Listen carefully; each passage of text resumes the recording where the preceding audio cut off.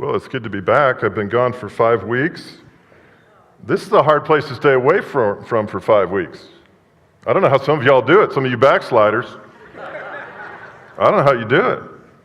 Anyway, I was told that I couldn't do it. I was told that I wouldn't be able to stay away from the church. I'd come into the office. I heard all kind of things. Are you kidding me? I was long gone, man.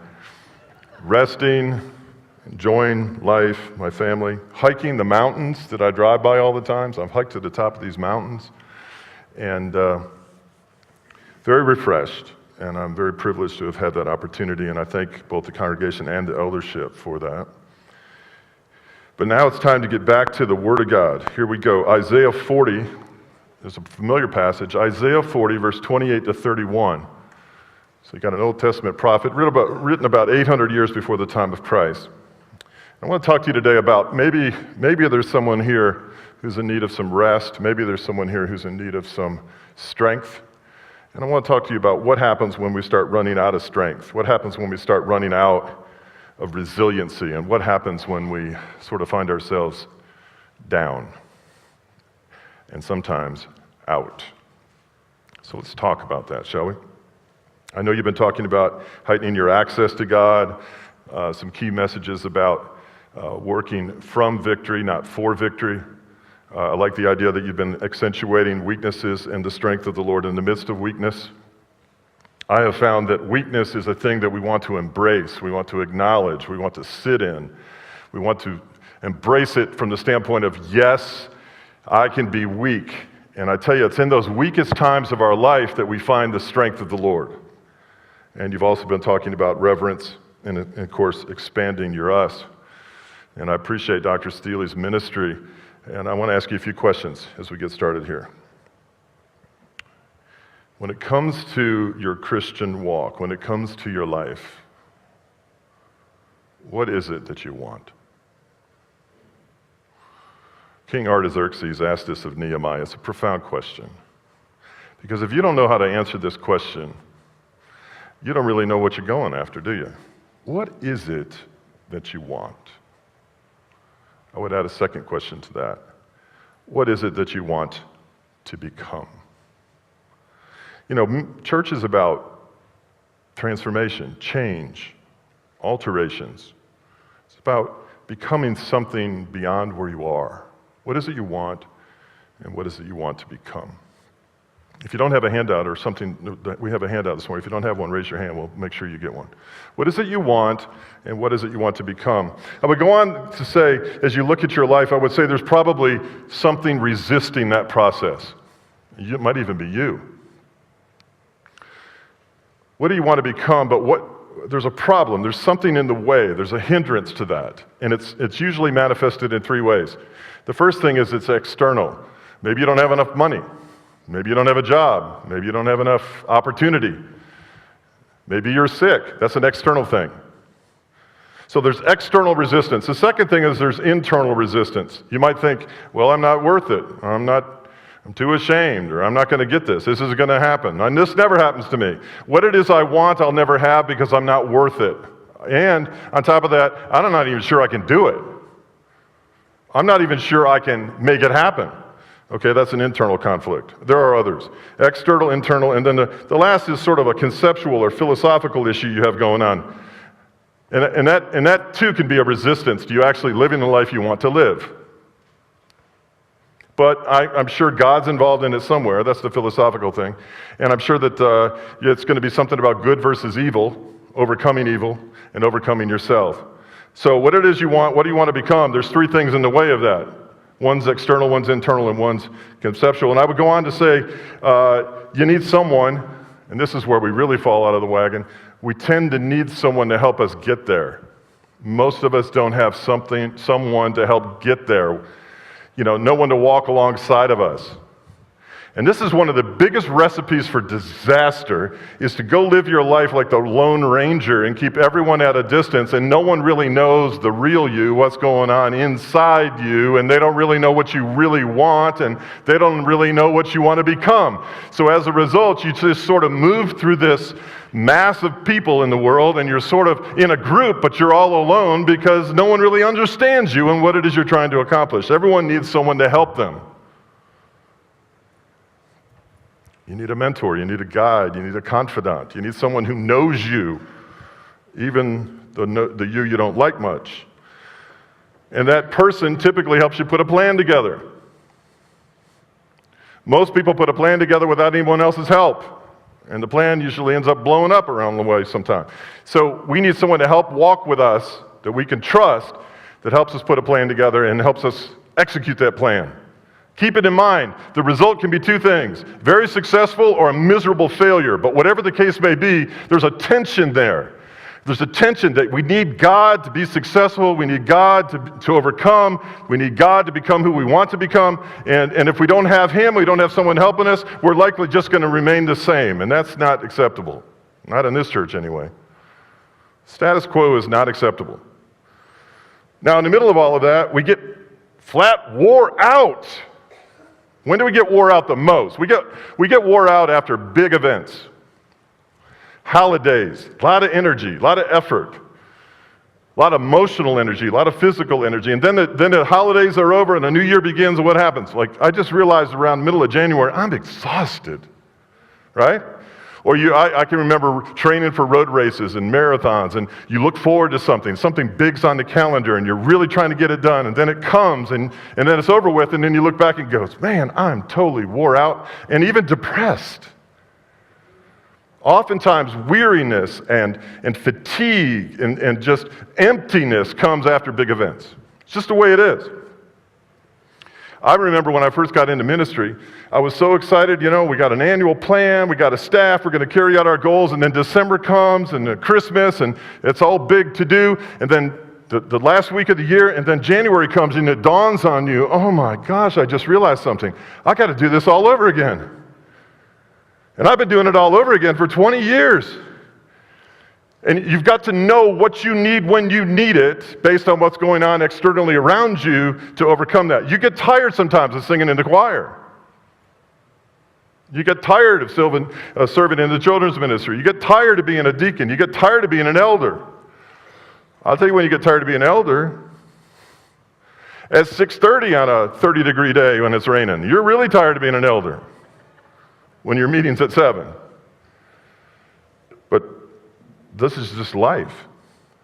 You're in school and you have final exams and you just crash and burn afterwards because I didn't think I could actually do that. Now it's over and I'm just wasted. Well, in the middle of all that, we have Isaiah 40, verse 28 and 31. And it starts out like this: do you not know? This is a great question. Do you not know? Have you not heard? It's kind of like we go about our lives and then all of a sudden, we just get this weirdness going on. We're not up, we're not down, we're just kind of blah. And it's almost like we forgot. I mean, we didn't forget mentally, but we forgot spiritually. We forgot emotionally. We even forgot physically. That God, do you not know that God has something for you? Do you not know and have you not heard what? The Lord is the everlasting God. And He's not defined by our emotions or our emptiness or our mistakes or anything else. He is who He is apart from us. He doesn't need us to define Himself. We need Him to define ourselves. That's the way that works. The Lord is the everlasting God, the creator of the ends of the earth. I have come to an understanding as I really observe life at my age now, and I've come up with this. I don't know what the percentage is of the God in the Bible we worship, but I know it's not 100. We just got done worshiping a God as we know Him, as we've experienced Him. And that was different for everybody in the room because we're all at different places. Some of you maybe have been a Christian a couple of weeks. Some of you aren't even a Christian yet. Others of us have been walking with the Lord for decades. But the God we just worshiped is in the context of our understanding of Him, usually defined by our awareness of the lyrics and our experience of Him. And don't define your Christian walk, please don't define your Christian walk by your experience with him, because do you not know, have you not heard? No one can fathom what I'm about to tell you. No one can fathom him. So we're worshiping this God we've constructed. And unfortunately what happens is pastors stand in this pulpit and they're like contractors building the kingdom of God with a blueprint that was handed to them by some other person, some seminary, some bureaucracy, some denomination told them, gave them the blueprint, and I said, go build the kingdom of God. Well, with what? With the God that we told you about. But that's not all there is. There's a God who's much bigger than that, one you cannot fathom, one who has a peace that transcends, boom, blows your mind, all understanding. This is why I get so irritated with people who are defining Christianity based on their experiences. No, God's far better than that. The Lord is an everlasting God, the creator of the ends of the earth. He will not grow tired or weary. In fact, he doesn't even grow. He doesn't grow up, he doesn't grow out, and he doesn't grow weary. He expends energy every second of every day, even before every second of every day was ever created, and he has the same amount of energy now as he did, as he always had. He's not wore out. As a matter of fact, he's not wore out with you. It's not like he's exhausted over you. He's full of life. He is life. He's full of love. He is love. He will not grow tired or weary in his understanding. No one can fathom. So please don't try to. I tell you what, with the advent of the cell phone, here's the thing. You don't even think about it anymore. If you have any question about anything, you're within 18 to 24 inches of an answer in about 0.03 seconds, and you know it. Well, don't Google God. And don't ask Siri. She won't even attempt it.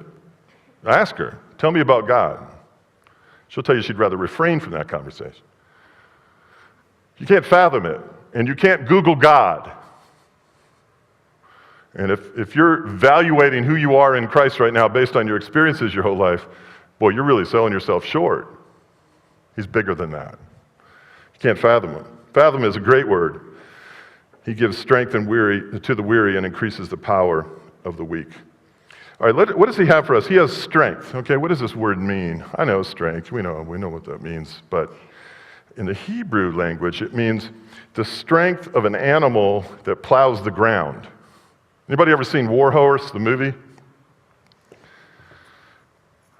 Why is every time I ask a question, I'm the only one in the church that's seen the movie? Anybody seen War Horse? Thank you.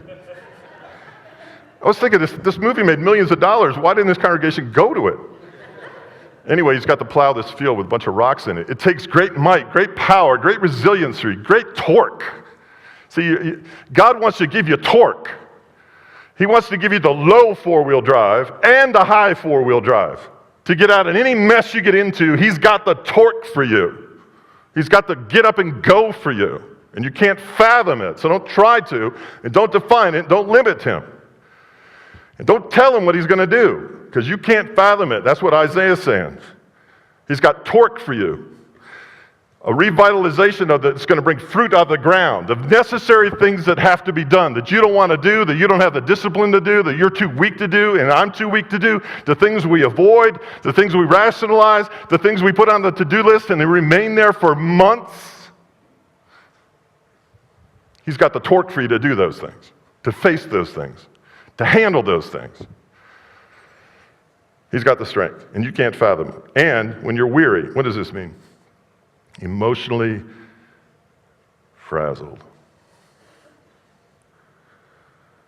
And what does it give you? Power. What kind of power? The power that is excessive, that goes beyond what it is you actually need. See, here's the thing. God knows what you need, and he's not interested in meeting that need. He's actually interested in exceeding your need. And we have to know that, because I'll tell you why. We are too low in putting the bar too low for God. We don't pray big enough prayers. We just kind of keep it comfortable, where he's got to come in under the radar and do small things. We don't ask him for the big things. He wants to give us power that overflows from us. We can't fathom. So that's the ways of God. Now let's consider the ways of man. Isaiah says that even youths, or if you're from the upper part of the United States, the Utes, even Utes grow tired and weary. What's his point? Even like these young people over here, they look like they're full of energy and they're ready to raring to go, but he says even they get really worn out. Even they need this unfathomable strength. Just a boy, just a lad, just a little lass, a little girl, just a servant. Even those people, he says, they just get solely waylaid. So if they get really tired, just imagine how the older people get. Yeah, empty. They grow tired and weary as though the result of a flight. The Hebrew word here is they're weary because they're running from something. Running from something. You ever had, I don't know, I went through this season of my life was just absolutely horrible. It's right after I became a Christian. And I got so overwhelmed. I went back to school. I got so overwhelmed. I barely could make it through the day. And I was just like there was someone sitting, a bird or something was sitting on my shoulder, and right there next to my ear was telling me how I was falling apart. It wasn't going to work. What's with this new faith? How are you going to handle all that you've taken on? It's too much. You're going to fail. I had started back to school. It was horrible. And I was weary, man. It was the definition of weary. It was the weariest I've ever been in my life. You know what I'm talking about? It's like that voice never shuts up. Ugh. Weary. And I was running. Have you ever noticed when you run from a problem, it tends to get bigger and stronger and more forceful and more intelligent and more cunning? It's amazing. Like if you just try to outrun it, it gets faster. Then you find out it's up ahead of you, waiting on you. That's how bad it is. That's where I was. And what do we say? What do we say now? Here we go. What do we say? And you've said this before. I can't do this anymore. I can't do this anymore. It's a natural thing to say. But it's also not true. I can't do this anymore. Now, what do we mean by that? Well, literally, what are you going to do? Cease to exist? What are you going to blow up? What are you going to just divide yourself into a million pieces? I can't do this anymore. What does that mean? Well, listen, some people make amazing amounts of effort and investment in I can't do this anymore. Some people have been doing what they said they could not do anymore for 20 years. You've perfected it. You've made it an identity. Like, I can't do this anymore wasn't really a statement that you actually meant. But really what it meant is I can't do this anymore, but I'm going to keep on doing it, even though I said I couldn't do it, and I'm going to keep on doing it. It's going to become sort of my mantra. I've seen that happen. I can't do this anymore. I'll tell you what's more exhausting than I can't do this anymore is hearing people say I can't do this anymore. Repeatedly. Now, what do we really mean when we say I can't do this anymore? I know you're tired, I know you're frustrated, I know you're weary, I know you're at wit's end, and I know that, but what are you really saying? Well, what we're really saying is, I shouldn't do this anymore. I shouldn't do this anymore. Or I should do something else. Like, you get up in the morning and you don't want to live. You say, I can't do this anymore. Well, actually, you can. Because the scripture says, I can do all things through Christ who strengthens me. So unfortunately, you're sort of working against the Lord there. The Lord helps you to go on. But the real thing is, I shouldn't do this anymore. Not I can't, because you can. And we're evidence of this. You can do it. Better said, I shouldn't do this anymore. Better said, I'm not going to do this anymore. I like that one better. I'm going to start doing something differently. I remember in psychology classes, they had this word, it was malingering. Maybe some of you took these classes that were absolutely worthless. Malingering, what is that? That's when someone sort of fakes it. Like, there's a huge payoff in life for those who are ill or victimized. It's huge, especially if you get yourself around enough Christians and you're hurting, you'll get a lot of attention. You'll get attention, you'll get resources. But the question is, are you going to keep doing that and just keep receiving things from people, or are you actually going to do something different? Now, here we go. I can't do this anymore. I shouldn't do this anymore. I'm going to do something different. That's the difference between prolonging weariness and a lack of strength and the status quo and the same old, and people will be there for me. But the thing is, there's got to be a plan that calls you to action, that makes you do something different so you get different results. And stop asking God to give you all the strength you need when you're on a totally different program than He is. He doesn't want you wallowing in or feeling sorry for yourself. He wants you to have a plan. And it's in the midst of that plan that He gives you strength. And young men stumble and fall. Now, here's the thing. If we just keep doing the same thing over and over, eventually, inevitably, we're going to get tired and we're going to fall. It's out there waiting. It's on the calendar. You don't know when it's there, but it's when you're all alone and you're in your own world and there's no accountability and zero encouragement, and you're the sheep that left the 99, and you just are out there and you're tired and you're weary and you're walking around saying, I can't do this anymore. That's when you fall. That's when you get picked off. And that's when you get crushed like a grape. And then you say, man, I can't do this anymore. It's like, wait a minute, you already said that. You're toast, is what you are. You're toast. I was hiking up Rock Mountain, and then my whole family psyched me out, said, Dad, there's no way you're going to make it up Chimney Top. So I listened to him, and I listened to him, and I've been on Rock Mountain so many times, I kept looking over at Chimney Top and going, what's the big deal? It's like right over there. It's like, what's this deal here? Like, what's the big deal? So I started one day, I said, come on, we're going to Chimney Top. So we started walking up Chimney Top. What a bunch of wussies. That thing's nothing. That's nothing. It's like a long staircase with 10 or 15 feet of rocks to crawl up. Big deal. But I'll tell you what, when I got up to the top, I was toast wasted, man. Not letting anybody know what's really going on. You know, you go down. And what happens? Well, you're not as sure-footed as you were on the way up, you know. Your leg goes in weird ways. And listen, I had this stick in my hand, and I thought, gee, if I put that out in front of me, I could get impaled by that stick. I could die from that stick in my hand. And that's when you fall. You contractors know this. When do people have accidents on the job? At the end of the day, right? When they're not safe, when they're not on top of their game. That's when people get hurt. Well, this is what weariness does. Why are people weary? Well, they're weary because they're alone.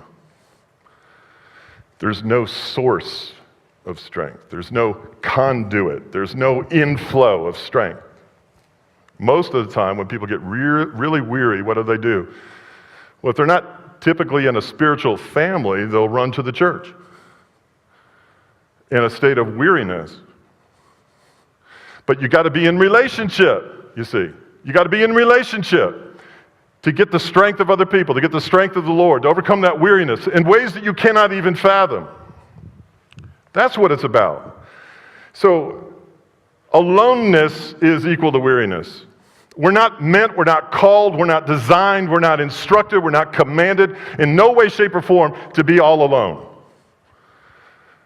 And you can be in a crowd of people and be all alone, friend. You can be very alone. I actually made a career out of it for many years. But those who hope in the Lord will renew their strength. What is this? I was over in Franklin yesterday, and I saw this church sign, "Don't hope for, pray for." And I got to thinking about that. I really don't know what it means. But I hope and pray, I figured out. It's like, I'm hoping for something, but let's go ahead and hope for it, but let's talk to the Lord about it. That's prayer. You can't just blanket hope for something. So, those who hope in the Lord, some of your translations say those who wait upon the Lord, those who are tied, bound to the immortality and the immovability of God, not shadows or trends or fads or emotions or ups or downs or depression or bipolar or this or that. Those who are tied to, bound to God in their actions and their behavior and in their minds and in their hearts, they can have some hope. So wait on God first, hope in God first, and trust in God first. This is a huge mistake I see people making in life. They want to see a situation or a circumstance change. So they trust in another person to make it happen. Or they trust that that person is actually going to change on their own or with God's help. And we have to go to God first. Some of you have prodigals in your family, or you have situations in your family that you can't do anything about. No man can change it. It's a medical situation. It's whatever it is. You've got to link yourself and tie yourself to the Lord of hosts, God himself, and not let go. I mean white knuckle, not let go, and bind yourself to him. Like shackle yourself to him and bother him about this first. And then take action second, and work with other people on it second. Sometimes we get that thing reversed. And then he says, they will soar on wings like eagles, and they will run and not grow weary. Some of your translations say mount up with wings. Here is one of the most important things in the world that we live in right now that Christians really have to be on top of. And I fear, I'm concerned that we're not doing this. You've got to live, and I've got to live a transcendent life. What is that? It's a fancy word. We have to rise above. And I'm not saying that because the Falcons are playing. We really do need to rise up above things.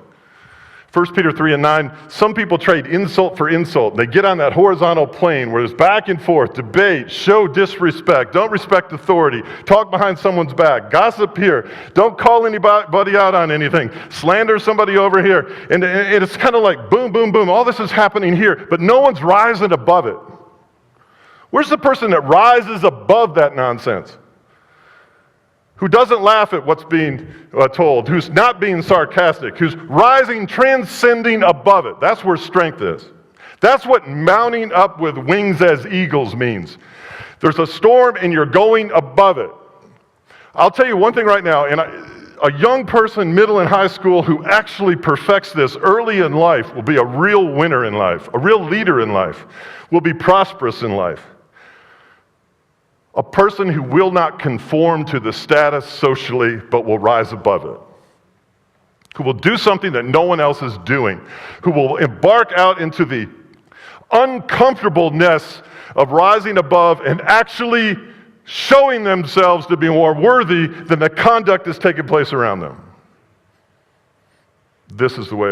A real estate agent that receives customers and clients, that shows themselves to be different than the other common way of doing business and transcends it, the honorable way, will be fruitful. That's rising up. Now, that's where power comes. That's when the infusion of strength comes. That's when weariness leaves you behind. When you transcend that. When you transcend grief and commonness and you pursue holiness as a person. Serious. God meets you right there. That's the infusion of strength. They will soar on wings like eagles. They will run and not grow weary. Think about that. Run and not grow weary.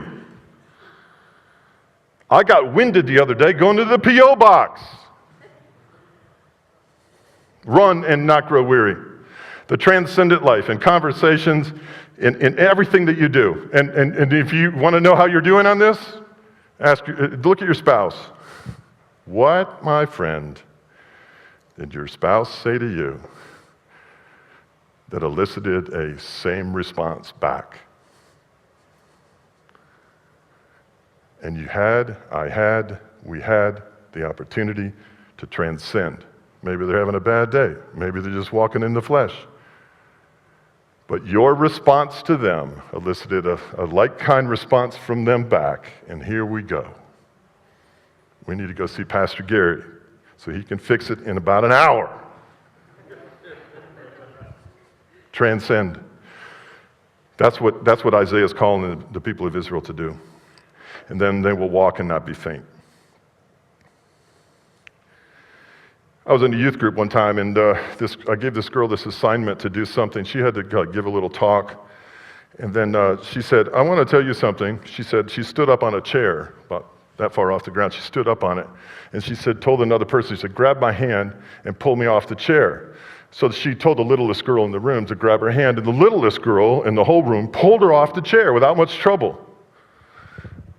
You know what? It was far easier to pull the girl off the chair than to pull the person on the floor up onto the chair.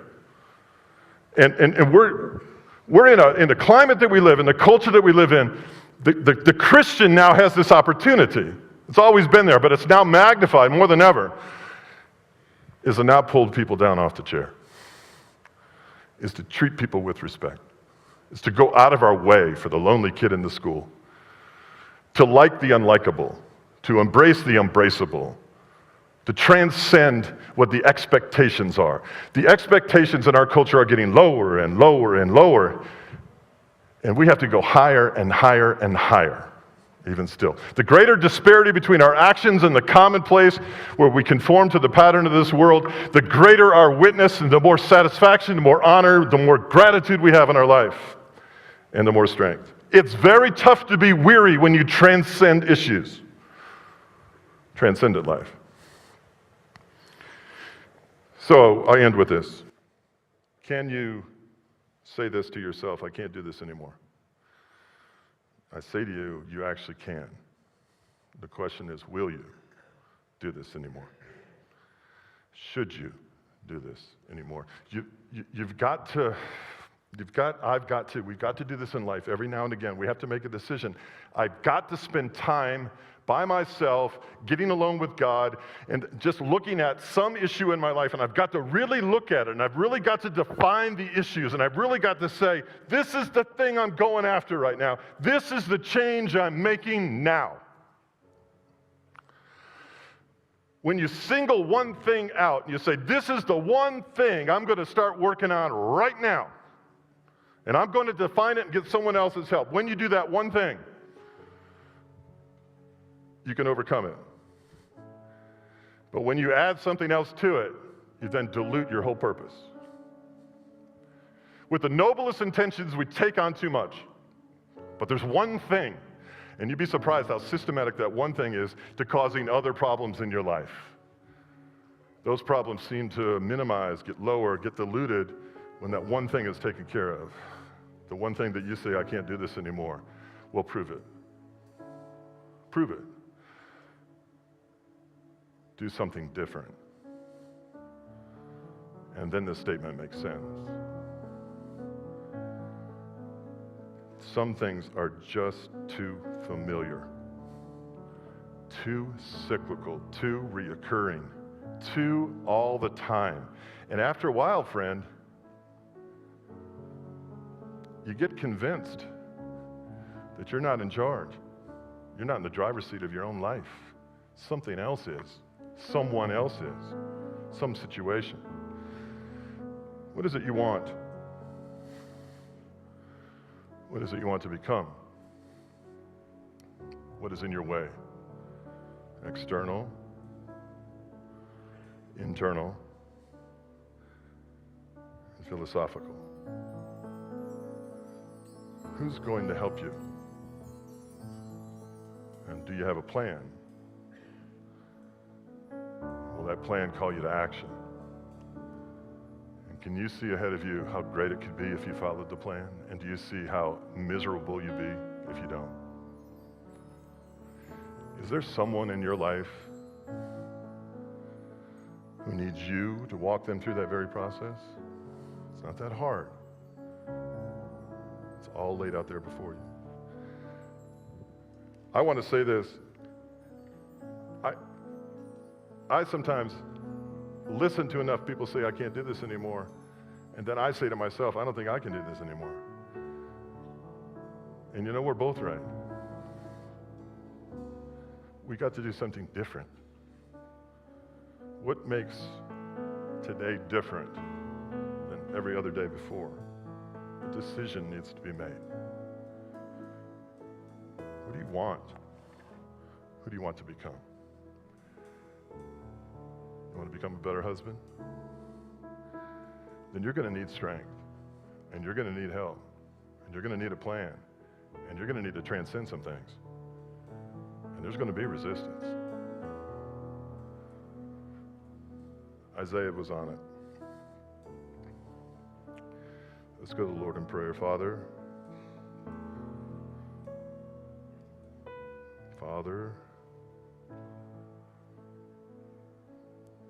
keep us from walking alone. Keep us from pretending. Keep us from being satisfied with something far less than who you are and what you want. And call us to rise above the common, the ordinary, the average, and the mediocre. And show your people they are the head and not the tail.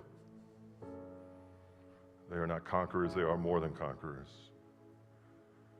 And in our weariness, you have strength. Minister that. Minister that. Not in the confines of a comfortable message in the sanctuary, but in the trenches of everyday life. Take us out of the mud and help us to rise above and soar. Soar above the very things that seek to pull us down. Give us a spirit of triumphing over things. Help us to triumph over things. And to every person here who's walking in shame and embarrassment, thinking they're controlling all that's going on around them, I pray for a massive wake-up call. We need each other so very badly. And we need your intervention in our relationships so very badly, because we have failed to define you for who you really are, and we have fathomed what is unfathomable. Help us to that end. In Jesus' holy name. And the church said,